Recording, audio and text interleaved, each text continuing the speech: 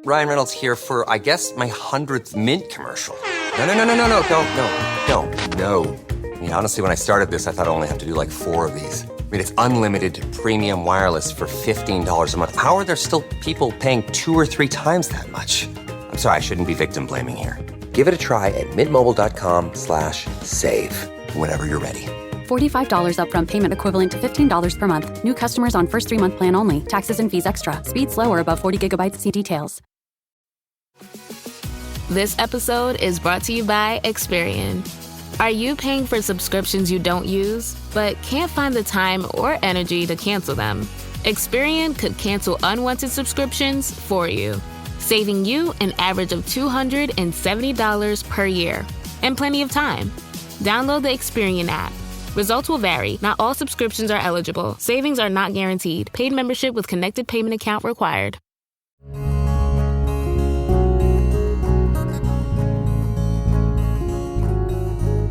Welcome to the Casting Across Fly Fishing Podcast.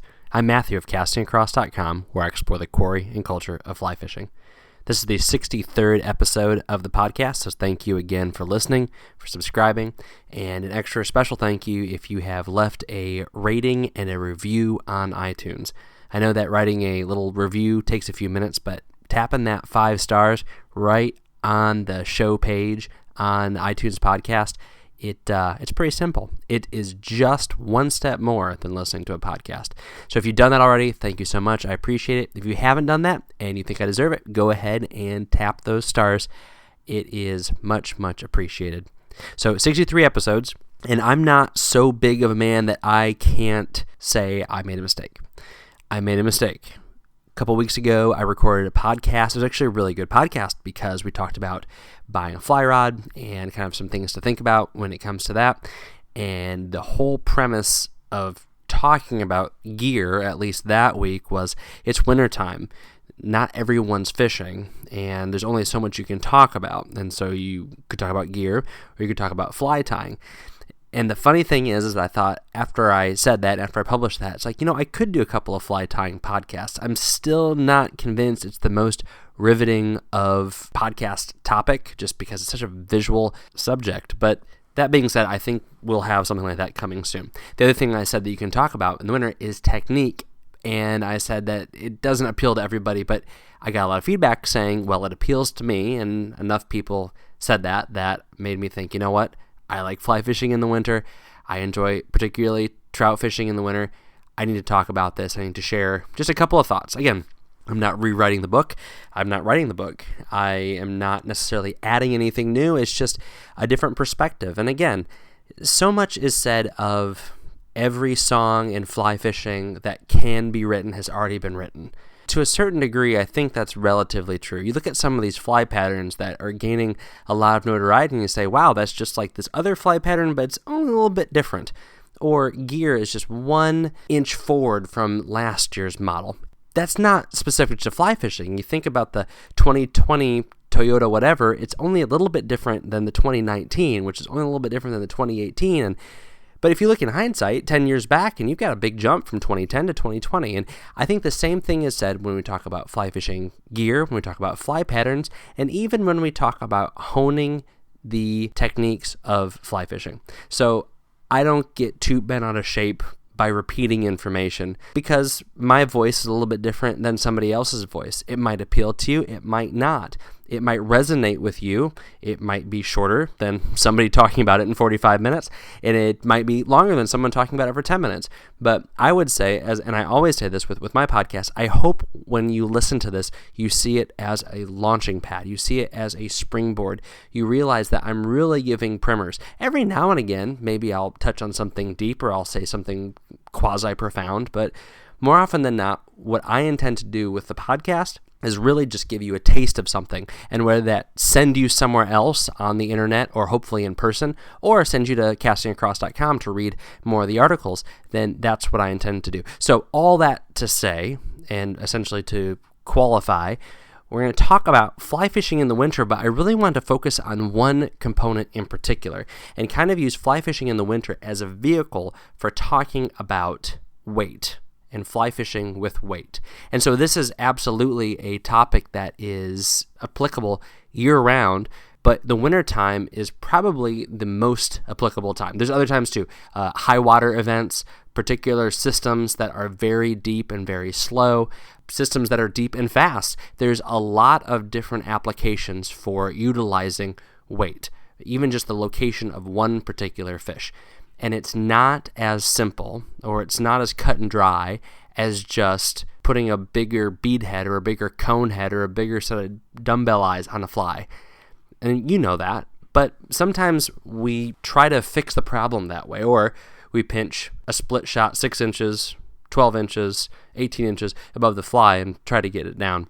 Again, I wanted to use winter fly fishing as a vehicle for talking about being creative with the way that you utilize weight in your rig, essentially what goes out of the tip of your rod all the way down to your fly so you can get down to those fish. Because in the wintertime, that will be one of the more productive methods to getting your fly in front of fish. Fish that are seeking a little bit of thermal refuge, closer to the bottom, closer to a spring seep, higher percentage game, where they're not sipping midges off the surface necessarily, or chasing things, but they're able to kind of pick things off as it comes. The first thing is obviously the weight of your flies. I am not good at organizing my fly box by weight. I kind of organize my fly box by pattern and by sight so that when I look at my nymphs, I can find something that's in that light hare's ear, that dark hare's ear, the light pheasant tail, the dark pheasant tail, the brighter colors, the stone flies, and I kind of organize it that way. But I can really see the value in organizing your fly box by weight. Something that I heard on another podcast years ago, and I know that a lot of people do this, is that they will do thread wraps indicating how much weight they put on their fly. So if they use maybe 4 wraps of lead or non-lead wire, then it'll be blue. If they use 8 wraps, it'll be orange. If they use 4 wraps and a tungsten weight, it'll be green or whatnot. And they can organize their nymphs that way. That's very, very helpful if you tie. If you don't tie, then that really doesn't do you any good. You can't necessarily call up your custom fly tyer and say, hey, I want 3 of each pattern. This is exactly how I want it to look. Maybe you have a relationship with a custom fly tyer like that, but most of us probably do not. So what you can do, though, is put your unweighted flies, your weighted flies with maybe a glass bead or a plastic bead or some sort of collar, and then your metal beads, and then your tungsten beads. And tungsten is metal, but you know what I'm saying, your brass bead and then your tungsten bead. And so you have things organized in that way. And what that allows you to do is allows you to very quickly find the fly that you need to get down. If it's 12 inches of water, if it's 18 inches of water, if it's 2 feet of water, that might be sufficient. But more often than not, you're needing to get deeper than that. So what does that mean? What does that look like? I joked about split shot earlier, but split shot is very effective. I have some non-lead shot, and I like it in an easy pinch on, easy pinch off format. Utilizing those smartly, not just lumping a lot of them 6 inches in front of your fly so that you effectively have this one sink point. And this is very common sense, but in the moment you think, I just need to get this fly down. I just want to get it in front of the fish. You want a natural presentation. So say you're fishing a nymph. If you were to put some of the BB size split shot, which a BB is not big, but again, you throw a BB in the water, it's going to drop pretty fast. And if you have a small fly that doesn't offer a lot of water resistance, it's going to pull that thing down super fast also. So you make a cast in all but the fastest currents, that fly is not going to drift, it's going to sink. So what do? You don't pick the BB size or the larger size, you pick some of the smaller weights and you space them out. 2 or 3 split shot, spread 6, 12, 18 inches up from that fly. And that presents a more uniform sink rate, bringing your fly or your tandem fly rig across the feeding lane in a much flatter plane.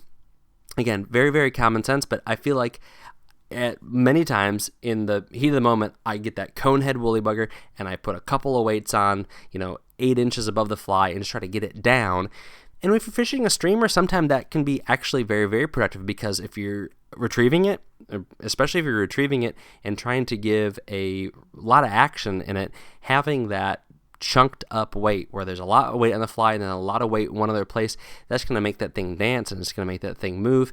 But you will have to really pay attention in those scenarios if you do let that fly pause, or if you do kind of within one retrieve alter from a retrieve and a dead drift, which is a killer retrieve pattern I think, especially in the wintertime, because a fish is going to key in on a dying bait fish because it's an easy meal, and so you have this thing that's swimming with an erratic motion, and then it stops and flutters. Well, on that flutter, you're going to lose some of your contact with that fly, because if you have enough weight from split shot or some other sort of weight, that is going to be what your primary contact is going to be from the tip of your rod all the way down your line into your leader. It's going to be to that weight first, and then there's those 6 or 8 inches before that fly. And if that fly is fluttering down, you're going to have a few seconds of lag time.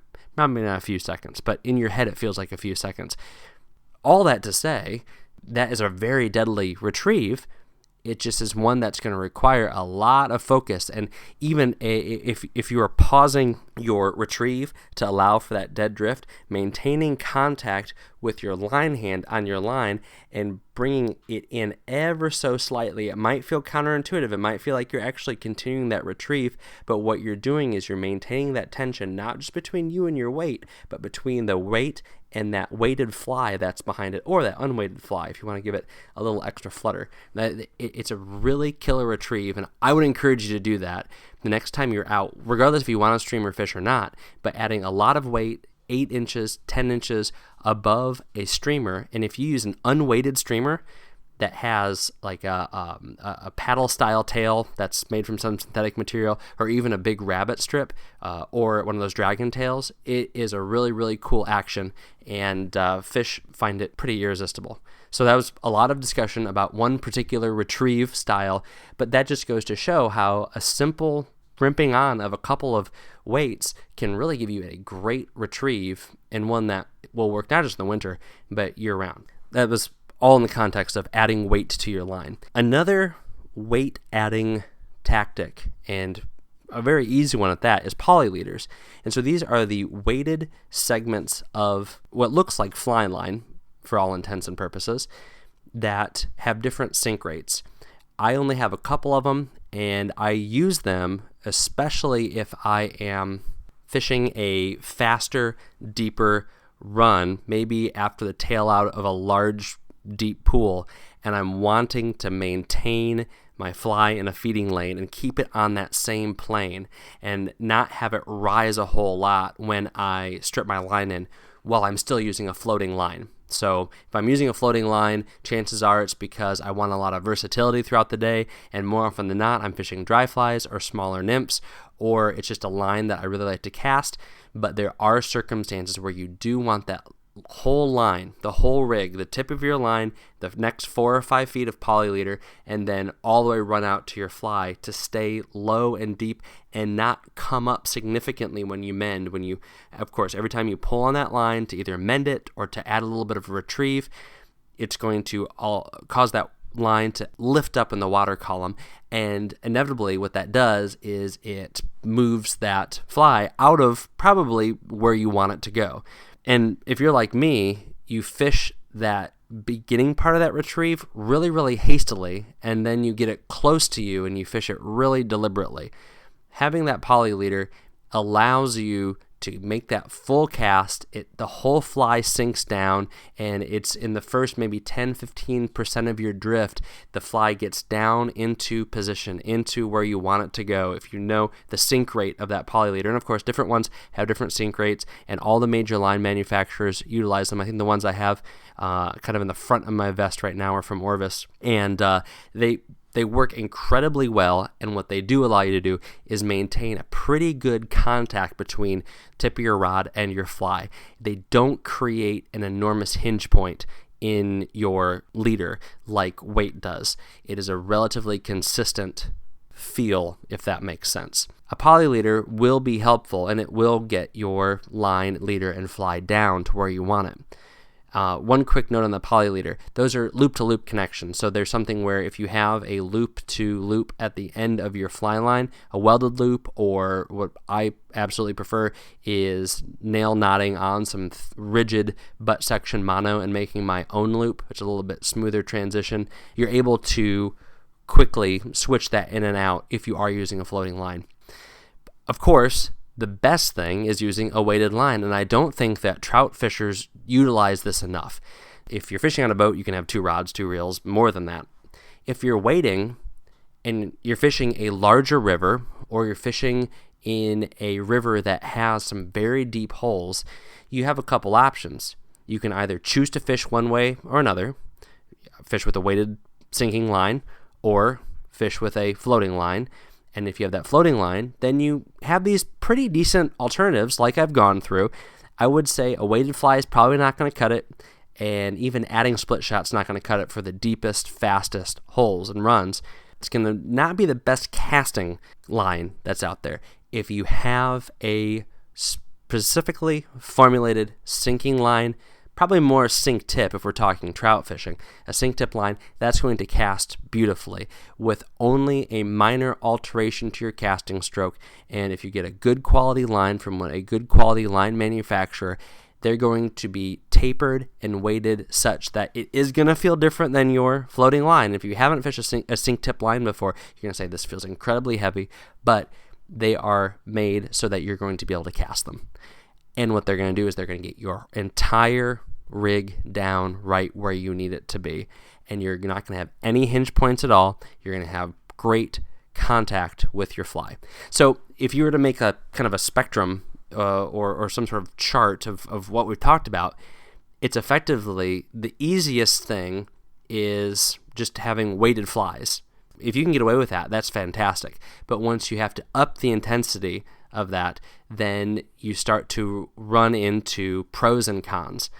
Now, I will say a con I didn't mention is that a weighted fly, especially if it's a small fly, might also not be the best casting scenario for you. If you've ever tried to cast a very, very heavy streamer or a very heavy nymph rig, especially if you have an indicator on there, with your 4-weight, you know that it's very cumbersome. You lose accuracy. You're not really even casting. You're just kind of chucking it out there. And so that's where you see the trade-off. You don't have to alter any of your gear. Same rod, same line, same leader, just a really heavy fly. You're going to get your fly down there. You're just going to trade off some of that casting accuracy.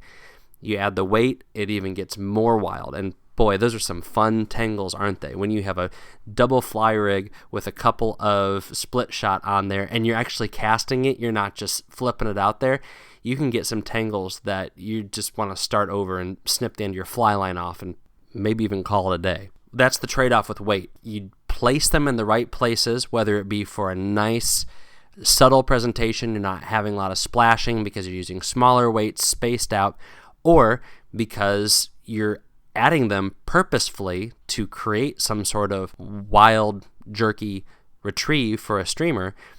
It's going to get your fly where you need it to be.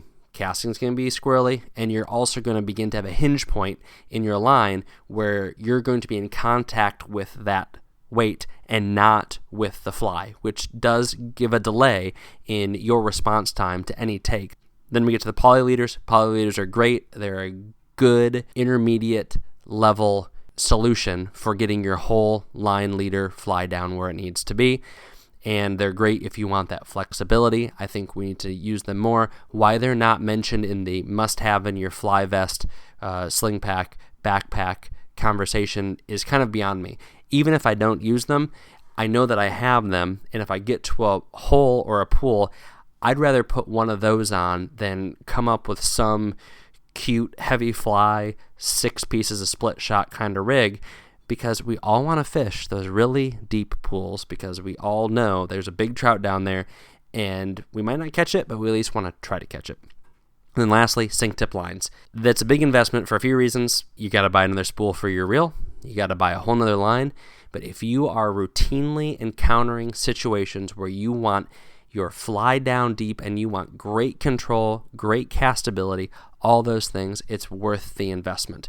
If you would buy another fly rod for a slightly different situation that you would face on a stream, then you need to definitely consider buying another spool and another spool of line for a slightly different situation that you can face in a stream. I would say, don't quote me on this. No, go ahead and quote me on this. I don't think anyone's going to quote me. Regardless, that you're probably going to get more use out of a sink tip line than a slightly different fly rod. And a spool for your reel and a line is going to be much less expensive than a whole nother fly rod. The opportunities that will open themselves up to you if you're fishing just a 9-foot 5-weight, but you get a sink tip line, are going to be much greater than if you were to get an 8.5-foot 4-weight or something like that. A little bit of a primer on weight, maybe something new for you, maybe just the same stuff repeated with a little of my take on the subject matter. But again, this is stuff that is very pertinent in the wintertime because getting down deep is very helpful. At the same time, this is great year-round depending on the body of water you fish. And these are things that I think that even if you're fishing 3 weights and you're fishing on really, really light tackle, you can employ these concepts in small ways and really improve your fishing. I mean, if you're fishing a mountain trout stream, you're not going to be using a sink tip line. But the way you apply split shot, it's not as simple as just crimping a couple of split shot 6 inches above a fly and saying this is going to be good. Especially if you want delicate presentations. You look at that little tennis split shot and you see those teeny, teeny, tiny ones and think, who's going to use those? You should be using them, and you should be spacing them out, and they're going to allow your nymphs to get a great drift. And what they really do is they allow you to carry much fewer flies. You could probably get away with a bunch of unweighted flies if you could utilize split shot effectively. And I say this to myself as well. I could use split shot much more effectively. That's probably more than you'd thought about weight on your fly fishing tackle in a long time. Any tips, any tricks, anything that I said that you find heretical? I'd love to hear that, as long as you're relatively kind about it. As always, Matthew@castingacross.com, or you can leave a comment at the bottom of the post associated with this podcast on castingacross.com. This week on the website, 2 articles. The first is called Nature Isn't That Special. This is me responding to an op-ed in the Orlando Sentinel. I don't live in Florida, but I read it and it was off-putting because of the way that someone is taking their passion for protecting nature and they're doing it in what I feel to be a very irresponsible way. I would say in a reckless and dehumanizing way. I love the environment. I want to see it protected.